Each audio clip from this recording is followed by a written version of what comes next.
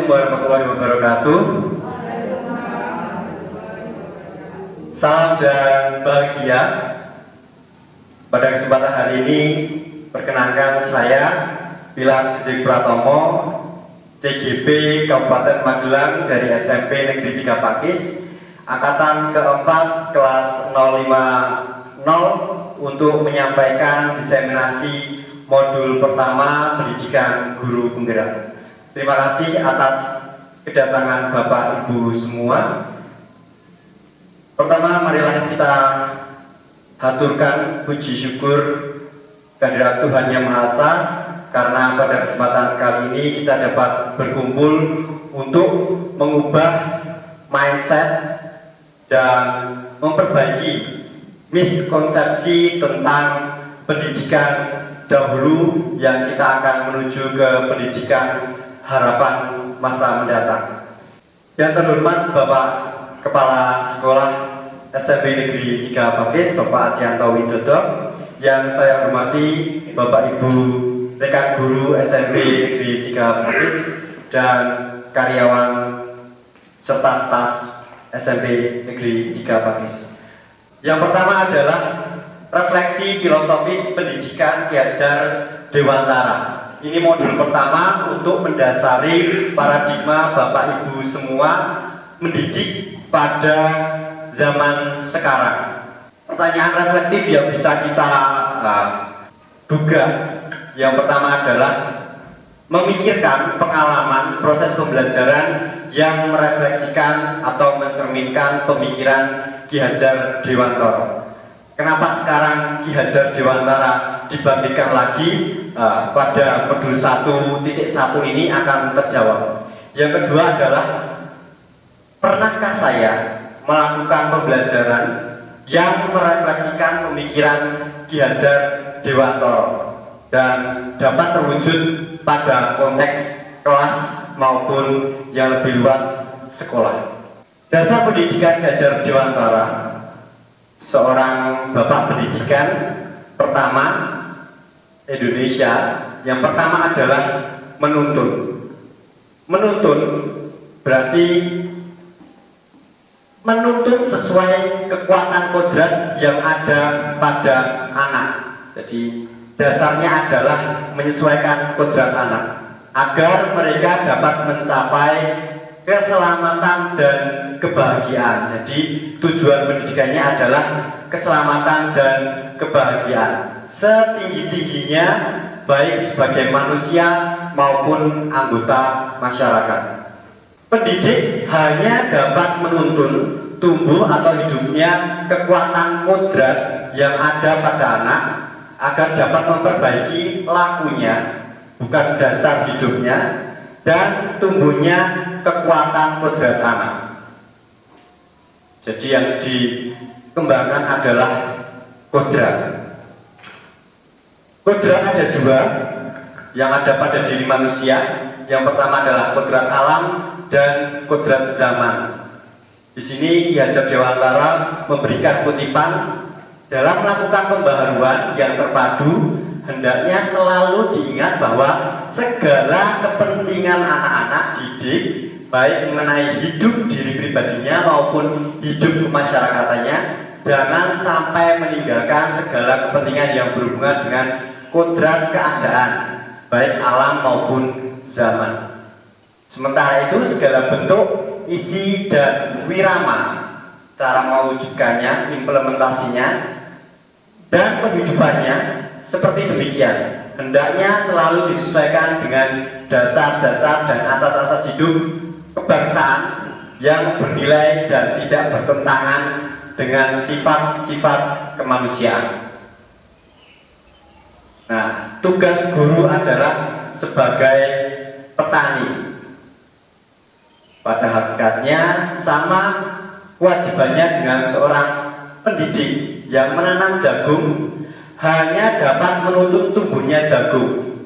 Pekerjaan guru adalah memperbaiki kondisi tanahnya, memelihara tanamannya, memberi pupuk dan membasmi hamanya.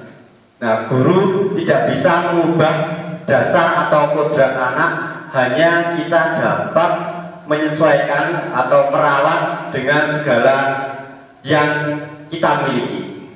Untuk dapat memperjelas, silahkan disimak video berikut ini. Oke, seperti biasa, sebelum kita masuk ke filosofinya, kita bahas sedikit deh soal orangnya. Pertama-tama, gue mau menyampaikan dulu bahwa zaman gue sekolah dulu, gue tuh punya persepsi bahwa Ki Hajar Dewantara itu adalah seorang aki-aki Jawa yang kerjanya belajar ilmu budi pekerti luhur dari nenek moyangnya lalu dijadiin dasar pendidikan. Ya gimana enggak? Nama depannya Ki gitu kan?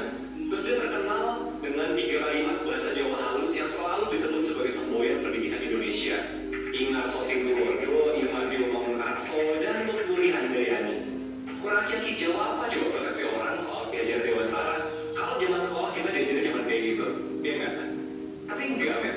Setelah gue belajar banyak soal tokoh-tokoh di balik kemerdekaan bangsa ini, gue tuh baru tahu bahwa Ki Hajar Dewantara itu tuh jauh banget dari sosok itu. Ki Hajar itu anak bangsa jenius. Pas muda, dia dapat beasiswa buat sekolah di sekolah kedokteran Belanda di Batavia. Lu bayangin ya, orang pribumi di zaman itu bisa sekolah aja syukur. Dia bisa sekolah di sekolah kedokteran. Pintar banget orang itu. Sayangnya, dia nggak cuma pintar, tapi juga berani. Nah, kenapa sayang? Ki Hajar ini di kampus hobinya tuh malah kritik pemerintah Belanda kesana kemari, sampai akhirnya dia dikeluarin dari kampusnya. Terus habis itu jadi wartawan, dan makin jadi dia nulis yang tajam-tajam soal pemerintah Belanda, sampai akhirnya dia dibuang ke Belanda sana biar jauh-jauh dari Indonesia dan gak bikin rusuh di sini. Nah, terus kan cerita dibuang dari Belanda nih, tau gak apa yang dilakukan di sana? Dia tuh di sana malah belajar. Nah, zaman sebelum ada internet dulu, yang namanya posisi itu menentukan prestasi. Dan di Belanda itu jelas akses ke buku dan tulisan-tulisan orang pintar dan bijak dari seluruh negara dunia jelas lebih lengkap kan dibandingkan di Indonesia waktu itu. Di sana dia belajar soal riset-riset terbaru di dunia pendidikan, filsafat, psikologi, dan banyak hal lain. Termasuk salah satunya adalah filosofi dan kurikulumnya Maria Montessori yang sampai sekarang masih dipakai di sekolah-sekolah elit di seluruh dunia. Dan hasil pembelajaran dia dengan otak jeniusnya itulah yang kemudian dia rangkum dan bawa pulang ke Indonesia untuk kemudian dijadikan dasar pendidikan ala dia. Termasuk di taman siswa yang adalah sekolah yang dia diriin sendiri, termasuk di perkumpulan Selasa Kliwon, geng ngobrol intelektualnya dia, dan juga buat Indonesia secara keseluruhan waktu dia jadi Menteri Pendidikan.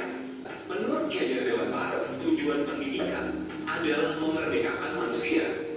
Dan kalau ditanya nih, apa itu manusia merdeka? Menurut Ki Hajar, poinnya ada 2. 1, selamat raganya, 2, bahagia jiwanya. That's all. Selamat dan bahagia, survive and happy.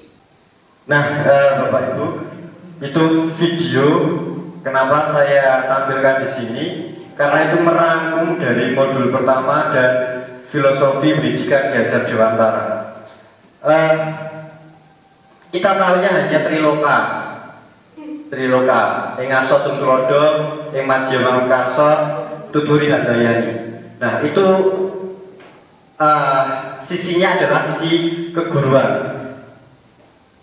Ada 2 lagi, sebenarnya masih banyak. Ada 2 lagi yang ditekankan di sini.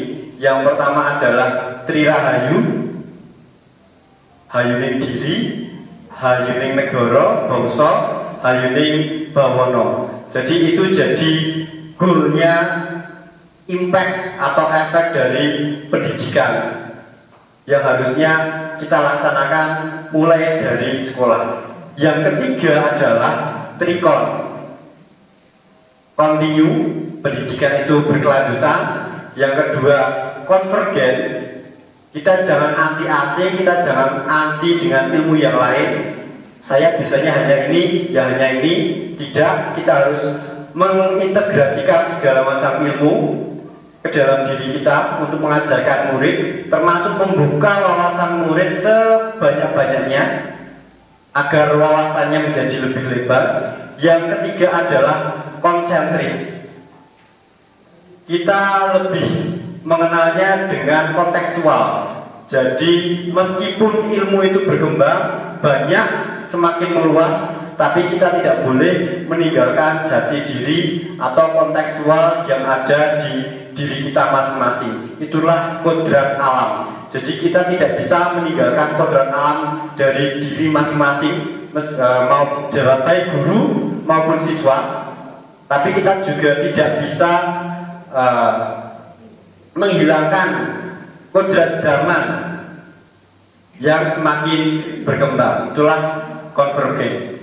Untuk selanjutnya, dasar pendidikan Ki Hajar Dewantara adalah fokusnya pada budi pekerti. Pada kurikulum 2013, konsep-konsep KHD Ki Hajar Dewantara sudah mulai dilaksanakan, tapi belum menjurus atau belum terlalu diperhatikan. Yang pertama adalah budi pekerti, watak, karakter adalah bersatunya harmonisasi antara pikiran, perasaan, dan kehendak atau kemauan. Itu yang harus dikembangkan pada diri anak. Dan dasar anak, kodrat anak adalah bermain. Pikiran, perasaan, kemauan, cipta rasa karya atau pekerti itu sudah ada pada diri anak masing-masing. Nah, permainan bisa dijadikan salah satu media atau bagian dari pembelajaran karena main adalah kodrat anak. Ini adalah dasar pemikiran pertama kali sejarah kenapa Ki Hajar Dewantara sangat concern pada anak. Pendidikan yang berpihak pada anak. Ceritanya adalah, sejarahnya adalah ketika beliau ada di Belanda, sudah punya putri namanya Nyi Asti. Nyi Asti itu mengganggu Ki Hajar Dewantara yang sedang bekerja, sibuk, entah menulis entah apa, pokoknya dia sibuk. Kemudian pada saat itu musim salju, winter, Nyi Asti itu karena mengganggu dibawa keluar, diberi hukuman, dikancingi. Nah, sampai pada beberapa jam karena winter yang sangat lebat, beliau baru sadar kalau meninggalkan putrinya di luar. Maka sesegera dia bangkit, kemudian menarik Nyi Asti ke dalam, kemudian dipeluk dengan rasa sangat bersalah.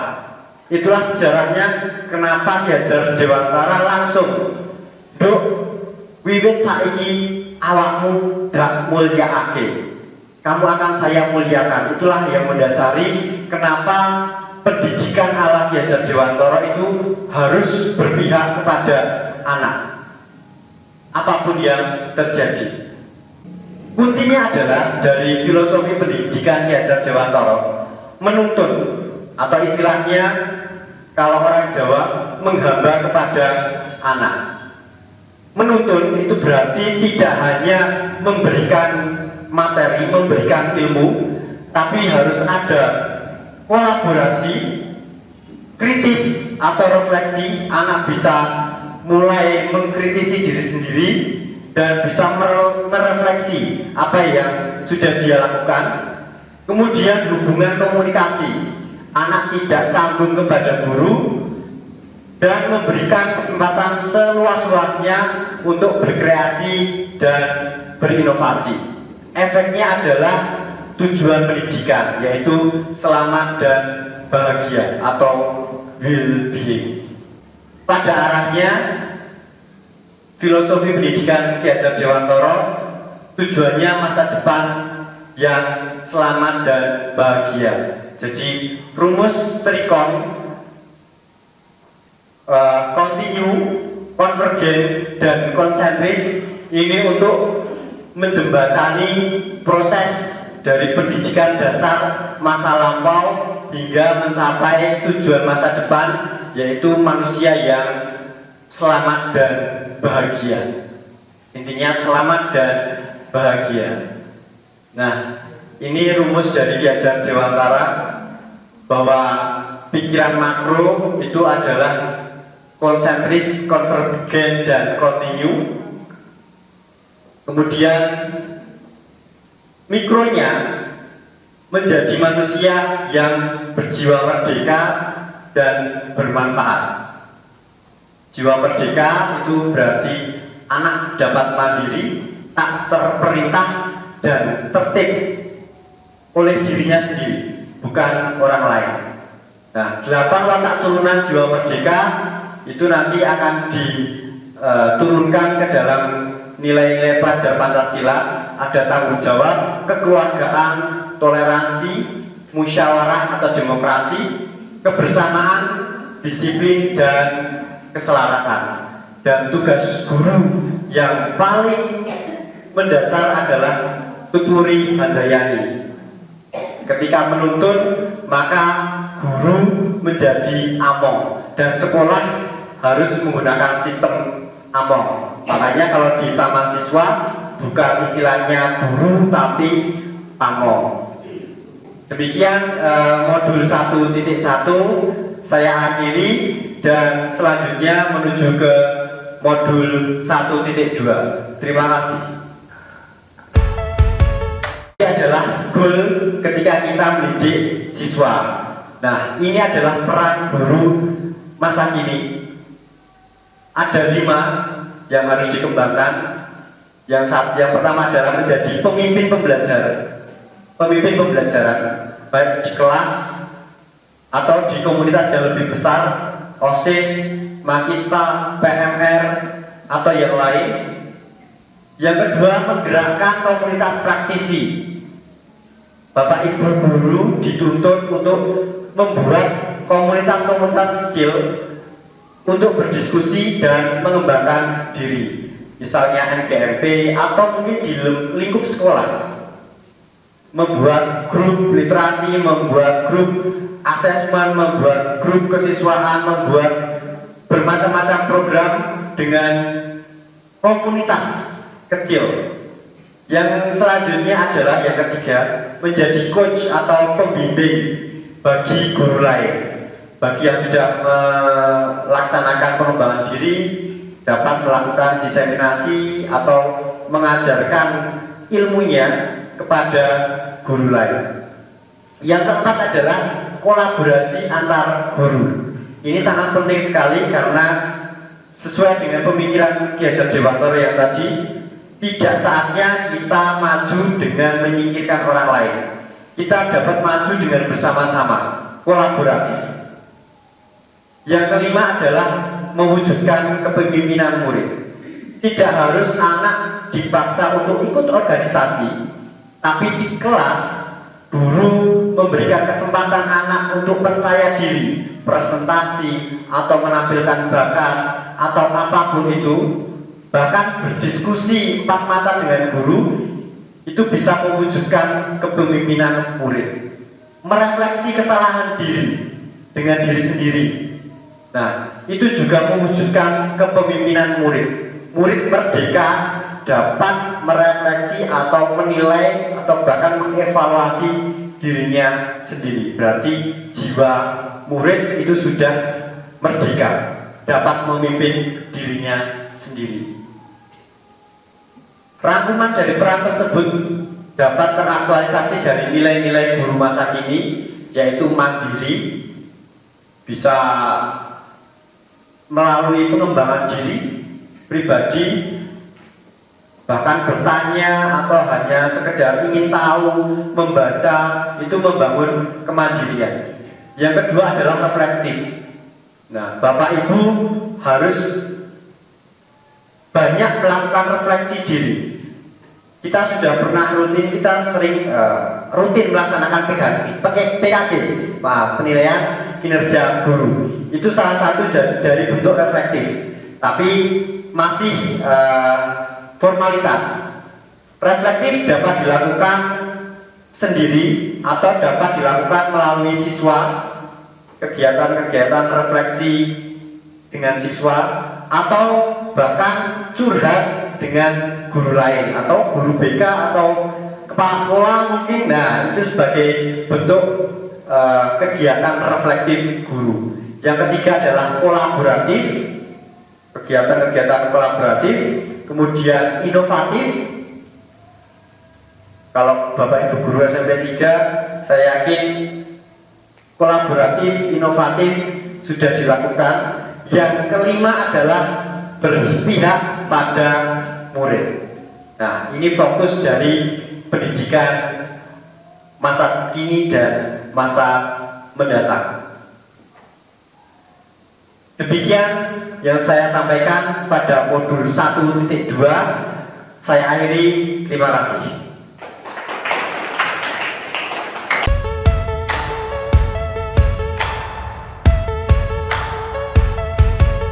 Baik Bapak Ibu yang saya hormati, selanjutnya saya sampaikan modul 1.3 tentang mengelola perubahan yang positif.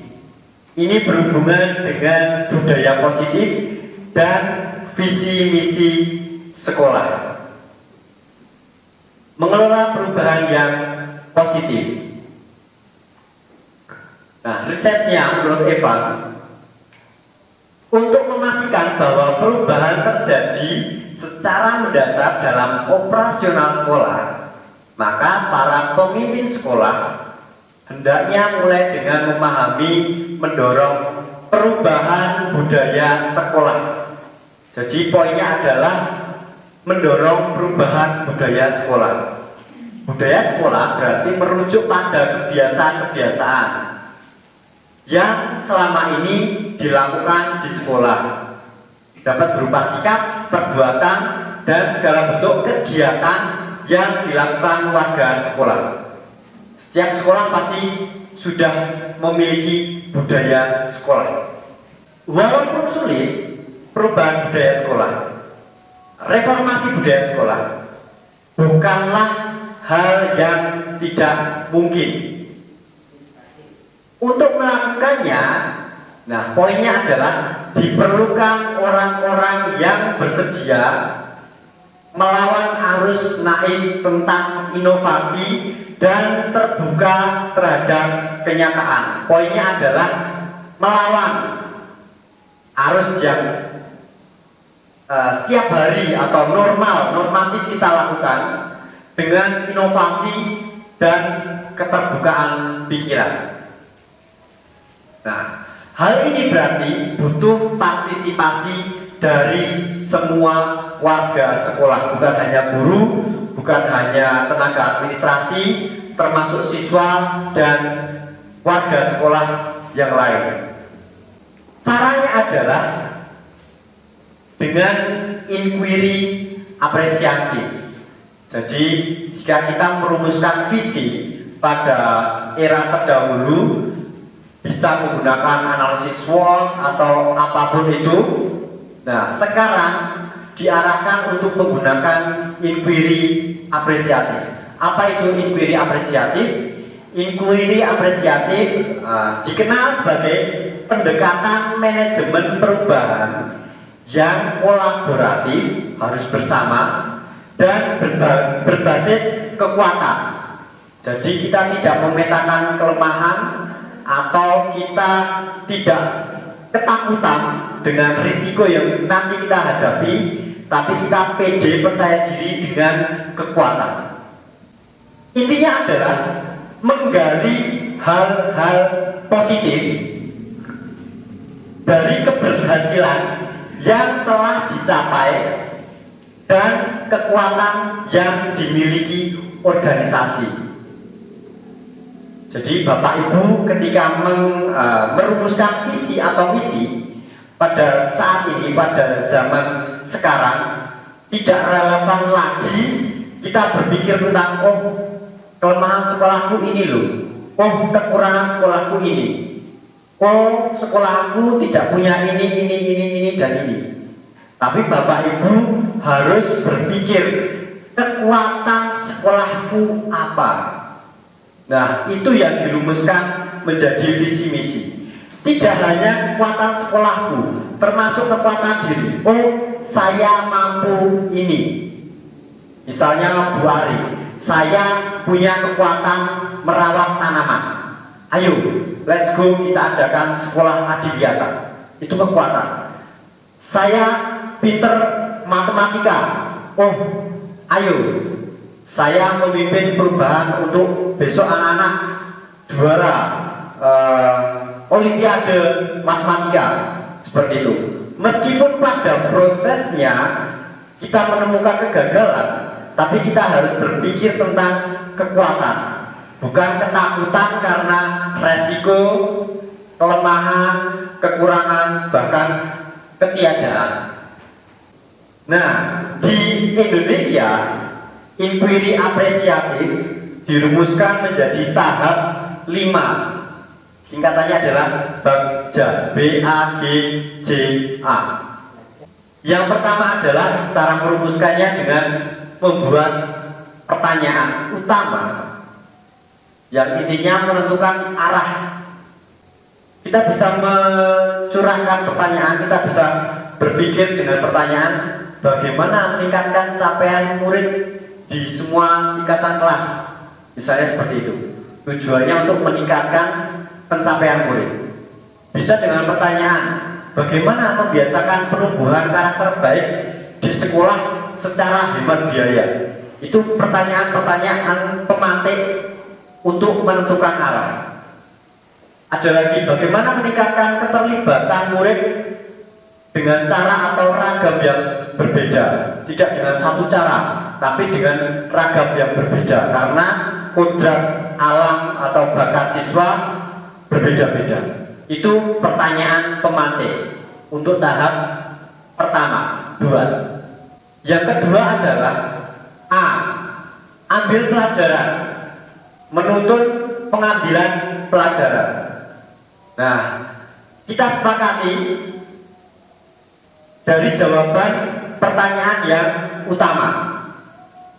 Kita survei, kita meramu dari pengalaman positif dari masing-masing individu, baik guru, siswa, maupun kelompok komunitas di kelas dengan diskusi, atau kelompok besar dewan guru, atau bahkan rapat besar, musyawarah besar guru, siswa, komite, dan stakeholder pendukung lainnya. Setelah disepakati, buat pertanyaan utama ditujukan satu saja, mana yang akan kita bidik. Umpamanya, bagaimana membiasakan penumbuhan karakter baik di sekolah secara hemat biaya. Bidik salah satu. Kalau sudah dibidik satu yang sesuai dengan kekuatan sekolah kita, menggali mimpi. Nah, kita menyusun narasi. Oh, idealnya kalau ingin sekolah kita seperti A misalnya, karakternya harus A, maka dirumuskan orang-orang yang terlibat di dalam harus seperti apa, bertindak seperti apa, berpikir seperti apa, dan merasa seperti apa. Kemudian menggali lagi bagaimana penampakan lingkungan secara fisik, kita harus menata seperti apa. Nah, kemudian ada lagi kebiasaan-kebiasaan baru yang barangkali kita bayangkan akan terjadi. Oh, kalau kita melakukan A, maka efeknya B. Nah, kita harus menggali mimpi seperti itu. Saya pengen sekolah saya menjadi Z misalnya. Itu dengan menggali mimpi. Kemudian merumuskan sumber daya yang kita bayangkan akan tersedia. Kekuatan kita, sumber daya sekolah kita apa? Nah, itu digali mimpi. Oh, yang mendukung ini sarana prasarana mendukung. Oh, gurunya kompeten mendukung. Oh, anaknya kurang. Oh, berarti kita imbangi dengan kekuatan-kekuatan yang lain. Jangan berpikir tentang kelemahan dari salah satu sisi, tapi kekuatan. Kemudian menjabarkan rencana. J. Identifikasi tindakan yang diperlukan. Siapa yang akan melakukan? A akan melakukan seperti apa, guru B akan melakukan seperti apa, bagaimana, kapan. Nah, itu direncanakan dengan jelas. Kemudian mengukur kemajuan. Ada penilaian evaluasi yang terukur. Oh, ini sudah ada perubahan. Oh, 1 semester sudah ada perubahan. Oh, 1 tahun hasilnya seperti ini.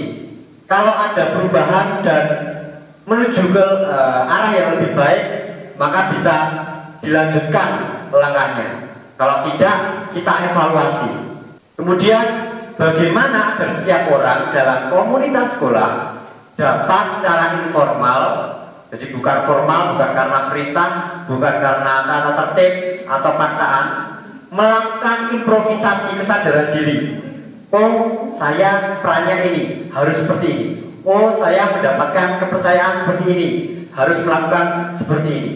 Dan berkontribusi, tidak jagake, seperti nilai yang tadi disampaikan, harus mandiri dan kolaboratif. Berkontribusi membantu terwujudnya perubahan.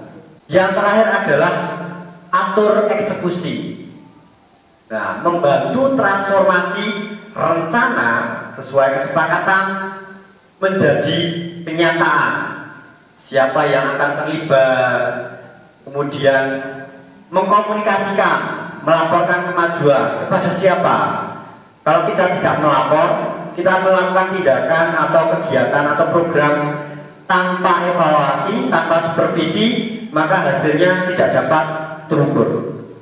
Siapa yang bertanggung jawab? Setiap program kerja harus ada penanggung jawabnya. Nah, siapa yang harus segera menindaklanjuti atau akan memberikan tindak lanjut atau memberikan umpan balik? Siapa yang akan melaporkan? Siapa yang memonitor dengan batas waktu? Nah, ini harus dijelaskan. Untuk modul 1.3, mari kita merenung dengan sebuah pertanyaan. Pernahkah Bapak Ibu bermimpi tinggi dan memulai mewujudkannya dari kekuatan pribadi yang Bapak Ibu miliki? Sudahkah? Kalau sudah, dilanjutkan. Kalau belum, mari kita berefleksi diri. Kekuatan apa yang saya miliki dan belum tereksplorasi dan diimplementasikan untuk disumbangkan kepada kemajuan sekolah kita. Demikian modul 1.3. Terima kasih.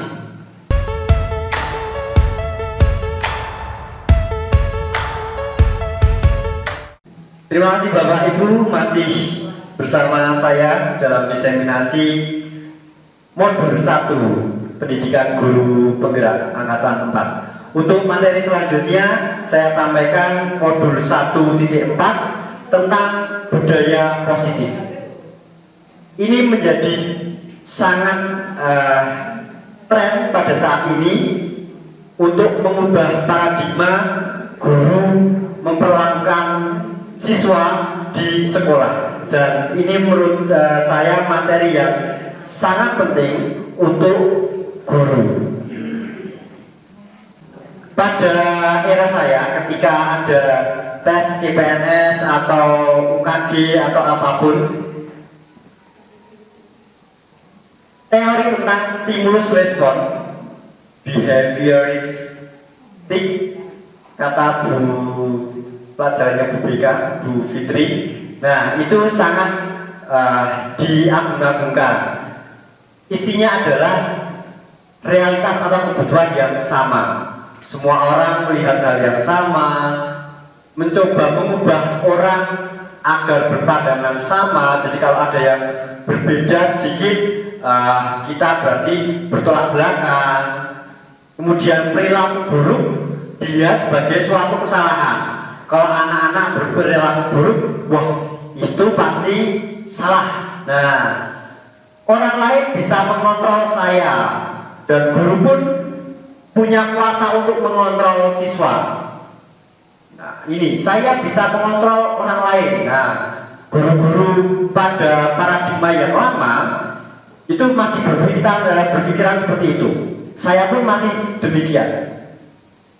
Pemaksaan ada pada saat rujukan gagal. Kalau Bapak Ibu guru menasehati berulang kali, maka berujung pada pemaksaan. Pokoknya kudu. Nah, itu teori tentang stimulus dan respon. Dan yang terakhir adalah model berpikirnya menang kalah. Pokoknya guru harus menang, siswa harus kalah. Itu teori tentang stimulus respon. Dan pada saat ini paradigma baru kita yang dipakai adalah teori kontrol.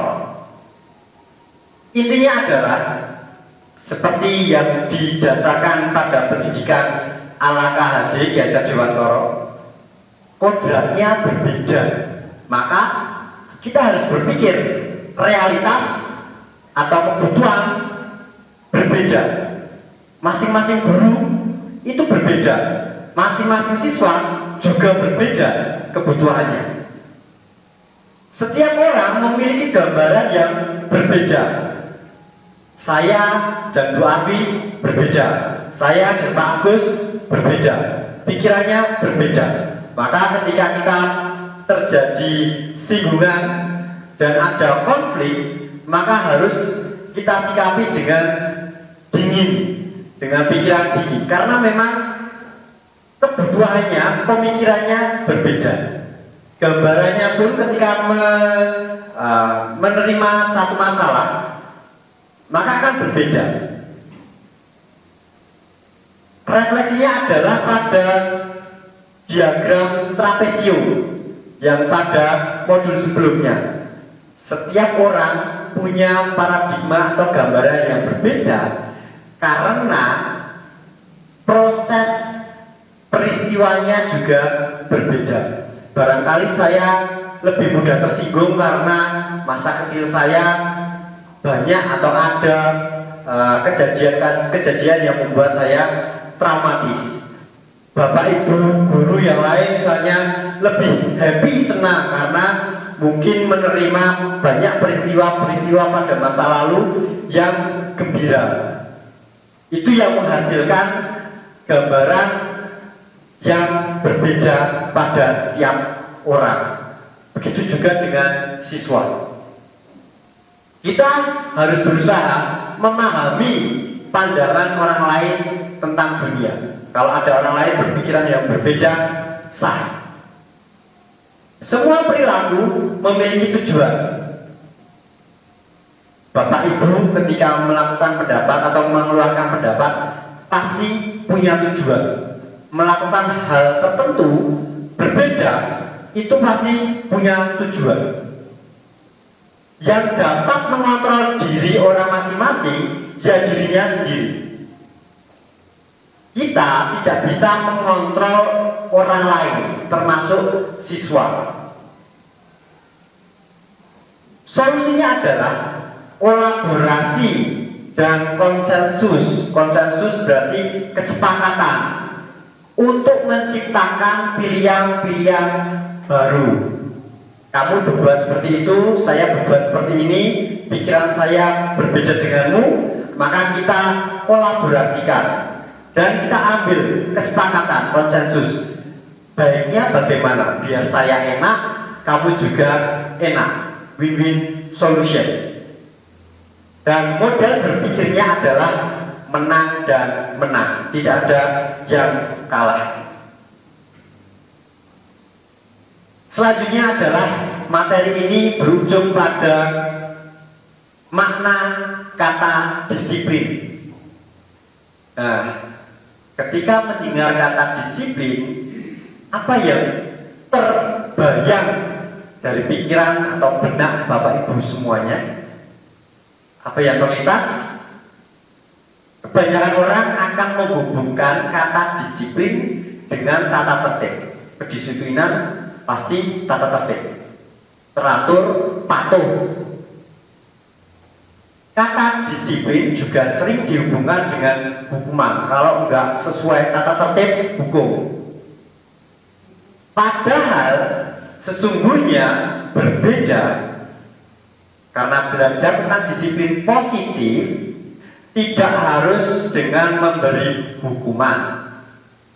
Justru hukuman adalah salah satu alternatif terakhir dan kalau perlu tidak digunakan sama sekali.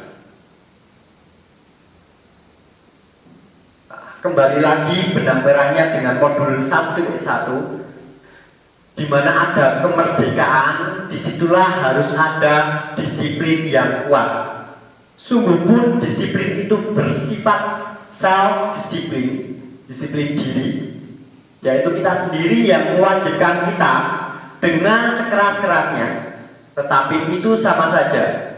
Sebab jikalau kita tidak cakap melakukan self-disiplin, disiplin diri, wajiblah penguasa lain mendisiplinkan kita. Itu jalan terakhir. Dan peraturan demikian itulah harus ada di dalam suasana yang merdeka, menang dan menang, bukan mengalahkan. Ada 3 alasan motivasi perilaku manusia untuk menghindari ketidaknyamanan atau hukuman. Ada anak atau bahkan diri kita yang kedua melakukan sesuatu untuk mendapatkan imbalan atau penghargaan atau upah dan lain sebagainya dari orang lain. Itu motivasi. Motivasi yang ketiga, ketika kita akan bertindak menjadi orang yang mereka inginkan, diri sendiri inginkan, dan menghargai diri sendiri dengan nilai-nilai yang orang lain percaya. Jadi menghargai diri sendiri dan orang lain. Nah, fokus kita, goal kita adalah motivasi yang terakhir. Itu kenapa hukuman menjadi sudah tidak relevan lagi pada paradigma pendidikan zaman sekarang. Jadi kita tidak boleh membuat seseorang merasa bersalah atau memberikan tata tertib yang membuat dirinya tidak nyaman, atau bahkan kita membuat rule atau aturan hanya untuk dirinya termotivasi karena ingin imbalan atau dihargai oleh orang lain. Goalnya adalah diri sendiri, menghargai diri sendiri dan orang lain sesuai dengan nilai-nilai universal yang mereka percaya. Maka trennya sekarang bukan peraturan atau tata tertib, tapi keyakinan kelas.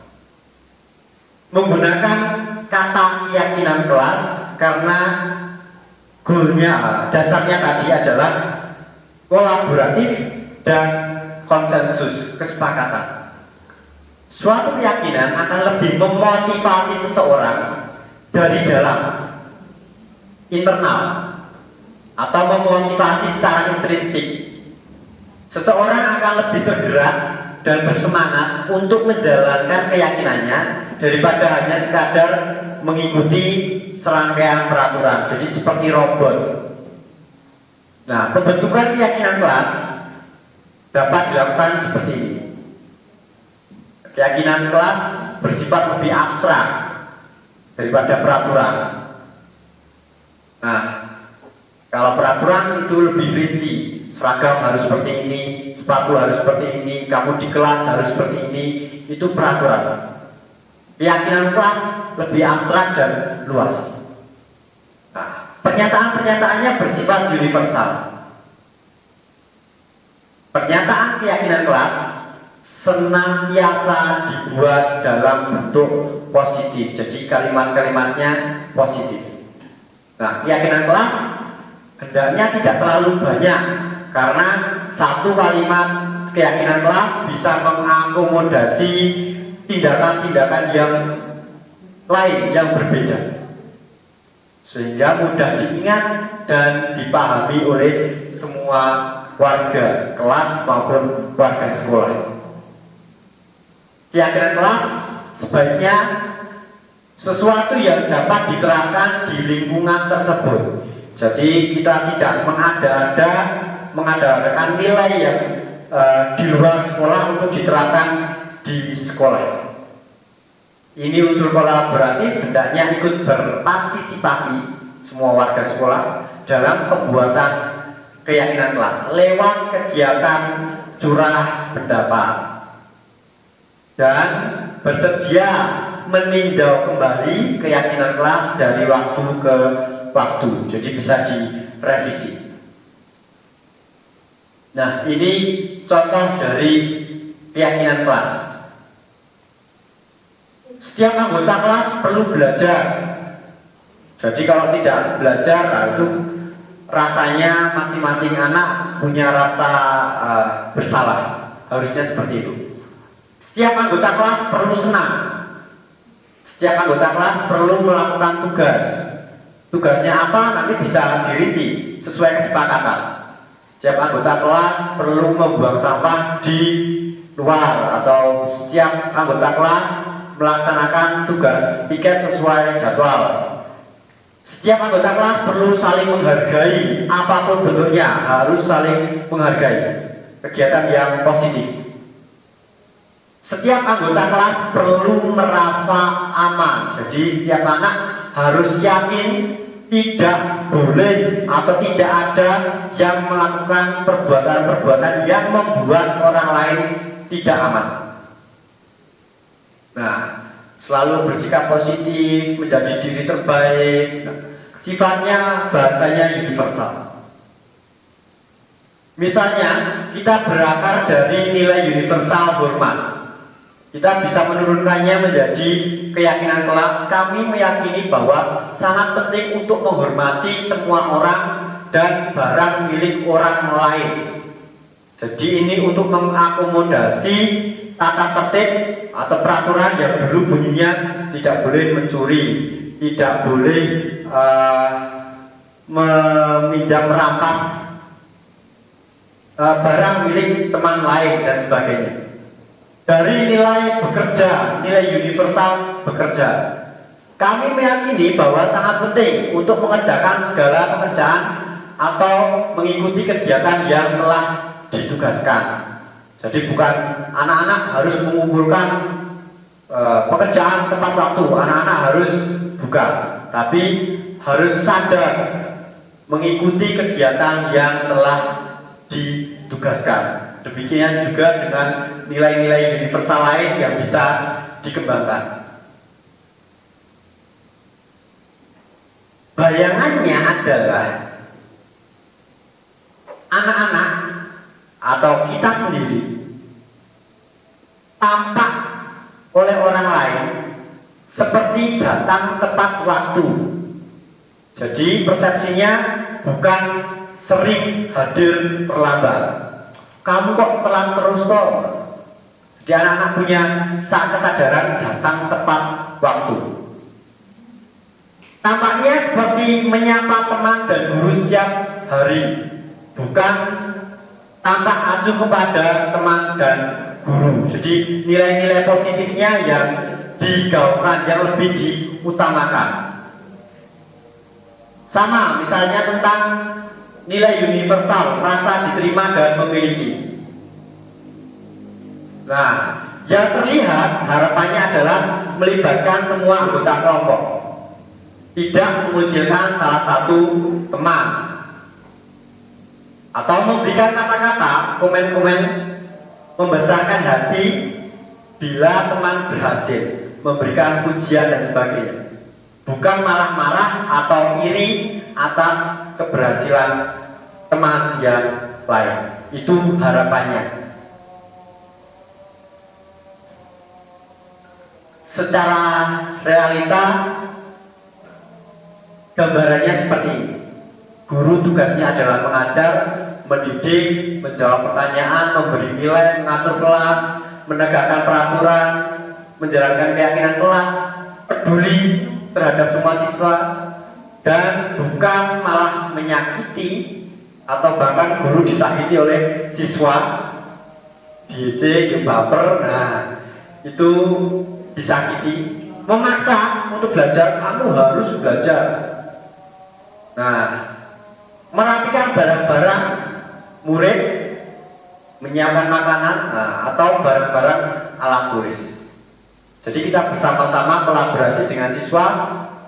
Guru tidak merapikan barang murid. Oh, anak kurang seperti ini. Oh, jadi anak secara sadar sendiri dapat merapikan barang-barangnya sendiri, dapat menyiapkan makanannya sendiri, atau menyiapkan buku alat tulisnya sendiri secara mandiri. Nah, tugas murid harus sadar. Murid memiliki kesadaran untuk belajar, mencoba, mendengarkan, menjalankan keyakinan kelas, memeriksa tugas, dan bukan sebaliknya. Nah, menyakiti atau bahkan mengeluh, merusak barang orang lain, teman yang lain. tidak terpaksa melakukan tugas guru atau memutuskan sepihak, oh saya harus ini, kamu harus seperti ini, sesuai dengan motivasi dirinya, tapi menyakiti orang lain. Nah, kenapa hukuman menjadi tidak relevan lagi? Karena menjadi indikator identitas yang gagal. Kalau kita memberikan hukuman, maka yang terjadi adalah menyakiti. Sesuatu yang menyakiti harus terjadi, itu hukuman, pasti kita menyakiti. Tidak nyaman untuk murid atau anak, pasti. Korban, ya anak menjadi korban, murid tersakiti. Bisa menjadi memantik perilaku pasif agresif. Jadi kadang-kadang melakukan hal-hal yang di luar dugaan, pasif, tiba-tiba menjadi agresif. Sistem tidak akan berjalan bila murid tidak takut. Kalau di SMP 3 Pakis masih aman karena middle, kelas kenakalannya masih datar, masih menengah. Coba kalau dengan murid-murid yang sikapnya, tingkah lakunya itu parah, maka perilaku hukuman menjadi tidak relevan lagi. Contoh dari hukuman adalah peraturannya adalah ini, kamu harus ini, dan murid pasti akan membenci peraturan. Aku rawleh nunggu topi, mesti wah, ini beli banget ketemu guru kae. Ya, lari duluan sebelum ketemu, pasti akan menghindar. Minimal identitas sukses Bapak Ibu guru dapat melakukan dua bentuk, satu sanksi atau konsekuensi, yang ketiga adalah restitusi. Contoh dari sanksi atau konsekuensi, nah sesuatu yang harus terjadi setelah melakukan tindakan salah. Sanksi atau konsekuensi itu membuat anak tidak nyaman hanya pendek. Nah, tidak harus memakan korban, tidak harus anak-anak dibuat tidak nyaman, tapi bertahan dalam waktu jangka yang pendek. Nah, guru ketika ada sanksi, catatan-catatan sanksi, konsekuensi, monitoringnya, supervisinya harus terus menerus. Karena tanpa ada pengawasan, maka sanksi konsekuensi tidak berjalan. Kemudian contohnya adalah apa peraturannya? Ketika guru melontarkan kata-kata apa peraturannya, mampukah kamu melakukannya? Nah, itu model-model sanksi konsekuensi. Kemudian yang terakhir adalah restitusi. Ini yang sedang tren dan digalakkan untuk mengubah paradigma hukuman pada anak dan membentuk budaya positif. Restitusi. Restitusi itu memberikan pilihan kepada anak. Efeknya menguatkan murid atau anak dalam jangka waktu yang panjang. Korbannya bisa diganti atau bahkan tidak ada korban. Siswa mendapatkan penguatan, masalahnya terpecahkan, ada solusi. Siswa atau murid belajar bertanggung jawab atas perilaku yang dilakukan, dan fokusnya adalah pemecahan masalah. Anak-anak diminta berpikir, merefleksi dan mengevaluasi dalam jangka panjang. Nah, guru tinggal melontarkan pertanyaan, apa yang kamu yakini? Kamu yakin nggak perbuatanmu itu benar? Kamu yakin nggak perbuatanmu itu sesuai dengan nilai-nilai yang diajarkan guru agama? Kamu yakin nggak perbuatanmu ini sesuai dengan apa yang telah disampaikan oleh Bapak Ibu guru ini, misalnya? Dan kita memancing dengan pertanyaan apa yang bisa kamu lakukan untuk memperbaiki masalah. Nah, ketika itu dilakukan, harapannya adalah murid dapat menghormati dirinya sendiri dan orang lain. Karena kebutuhan dasar manusia anak berbeda-beda, maka Bapak Ibu guru di kelas, di sekolah menjumpai tingkah laku yang bermacam-macam. Belonging, kasih sayang, kekuatan, ada yang butuh kekuatan karena anaknya kepala desa atau apa, di sekolah menguasai. Butuh kesenangan karena di rumah tidak mendapatkan kesenangan, maka di sekolah ada meja ditulisi karena di rumah tidak ada papan tulis. Buku di sekolahan dibawa pulang, tidak kembali karena anak-anak tidak terfasilitasi di rumah. Kesenangan, saya punya kesenangan membaca, tapi di rumah tidak ada bahan bacaan. Di sekolahan buku bacaannya dibawa pulang. Kebebasan, di rumah dikekang terus. Di sekolahan bisa jadi anaknya meledak, jadi agresif. Nah, kebutuhan dasar adalah survival, bertahan hidup. Anak-anak diganggu oleh teman yang lain, kemudian merespon dengan menghantam atau kembali menyakiti teman yang lain. Nah, itu kebutuhan dasar. Saya survive, saya dinakali oleh teman yang lain, maka saya membalas. Maka kejadiannya di kelas banyak sekali. Maka guru bisa melakukan 5 posisi kontrol ini. Untuk identitas gagal, jika guru hanya berperan sebagai penghukum dan orang yang membuat siswa merasa bersalah atau membuat orang merasa bersalah, itu guru yang gagal, identitasnya gagal.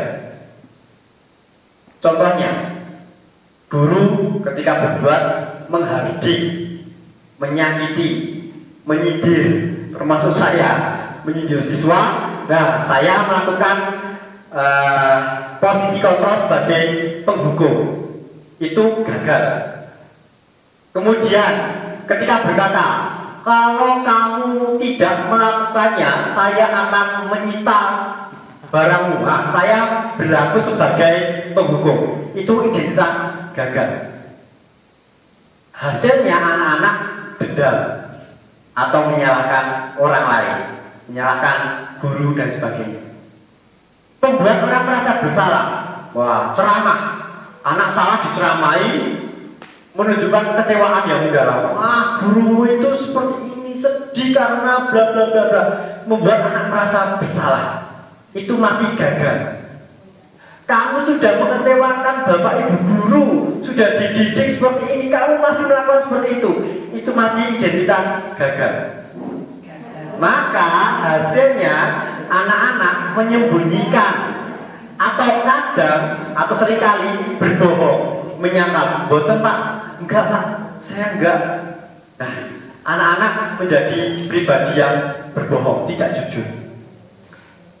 Maka minimal kita melakukan 3 posisi kontrol ini. 1 sebagai teman, 2 sebagai pemantau, 3 yang keren adalah sebagai manajer. Karena siswa dapat mengontrol diri dan bisa memberikan motivasi intrinsik kepada anak. Berlaku sebagai teman. Nah, misalnya guru membuatkan alasan-alasan untuk muridnya. Ini masih taraf rendah. Ya udah, nggak apa-apa, kamu seperti ini. Besok jangan diulang lagi. Sekarang kembali ke kelas misalnya. Sebagai teman, kita lebih dekat.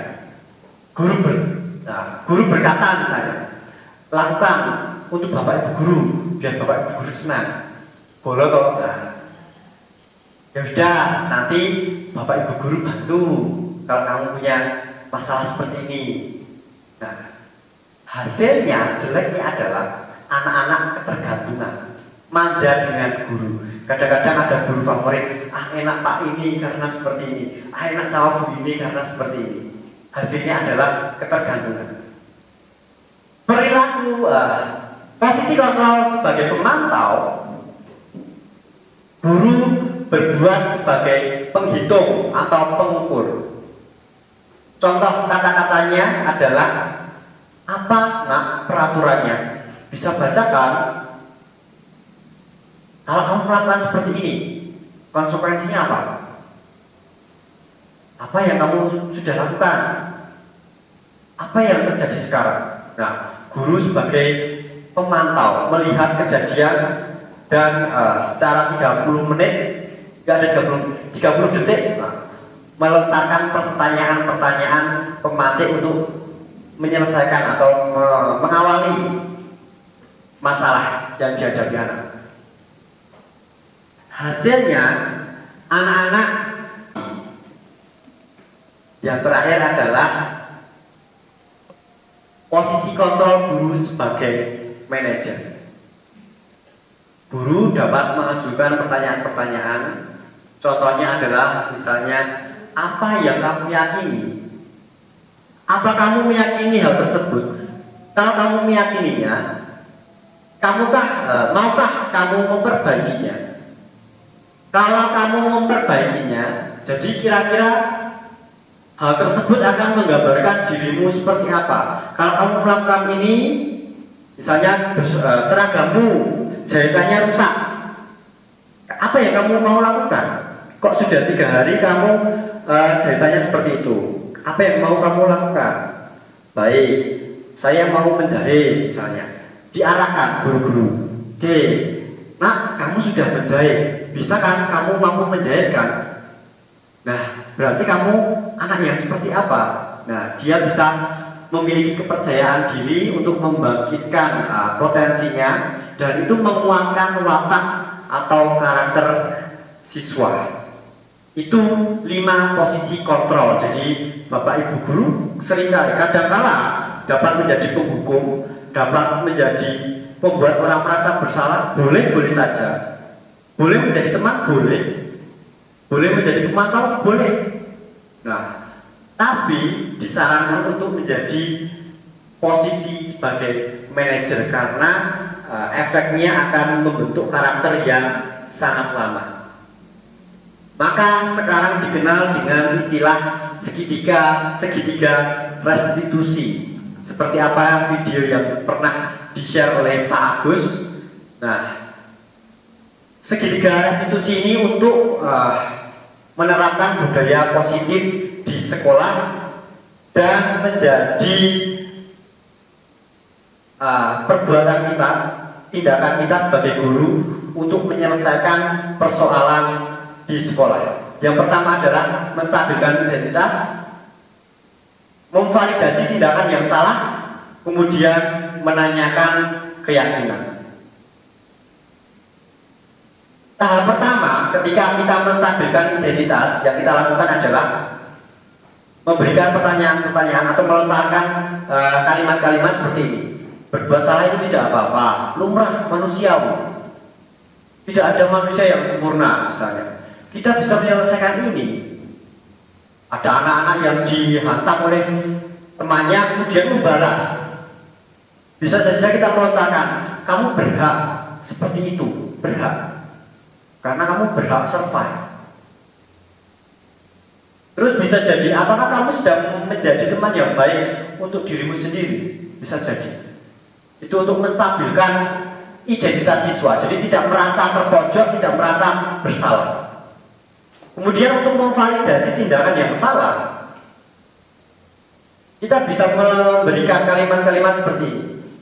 Padahal kamu bisa melakukan yang lebih buruk dari itu. Maksudnya ketika misalnya dihantam, jadi kamu bisa toh melakukan yang lebih ekstrim dari itu. Tapi kamu tidak melakukannya. Bagus, nah. Jadi kita mendinginkan suasana. Kamu pasti punya alasan mengapa kamu melakukan seperti itu, ditanya. Nah, kamu patut bangga pada dirimu sendiri karena kamu telah melindungi sesuatu yang penting untukmu atas dasar survive tadi. Jadi ketika dihantam, membalas, tidak serta-merta kita menyalahkan anak yang dihantam. Nah, biasanya guru menyuruh anak untuk menghentikan sikap yang tidak baik. Tetapi teori kontrol menyatakan bahwa resep itu tidak manjur.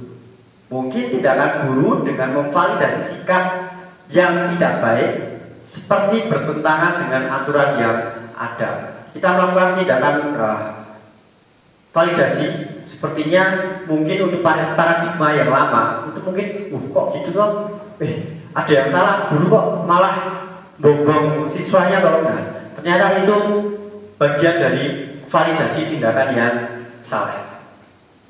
Kemudian menanyakan keyakinan. Kalau sudah itu terselesaikan, terjawab, maka kita perlu menanyakan keyakinan. Nah,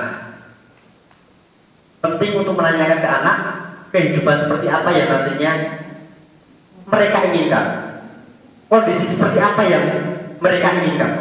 Setelah terjadi pertengkaran, setelah kita validasi, maka terakhir kita beri